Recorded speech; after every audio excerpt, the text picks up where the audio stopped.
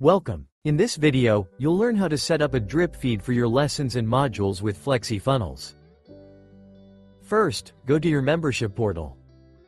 Choose the module where you want to apply the drip feed option.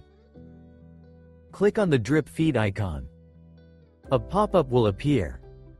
At first, we will see the specific date option. Select a date for the drip feed. After finalizing the date, turn on the drip status. Once it's active, save it to apply the settings. Now we will see how to apply drip feed using day interval method. Make sure day interval is selected. Set the number of days for the drip feed.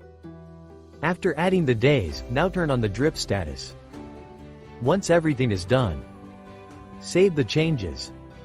And it's done. Like this, you can apply the drip feed to your lessons as well. For that, click on the down arrow to open your lessons. Choose the lesson for which you want to apply it. Click on the drip feed icon. A pop-up will appear. Choose a lesson first. After that, turn on the drip status. And save the changes. And that's how you can set up a drip feed for your lessons and modules using FlexiFunnels. Thanks for watching.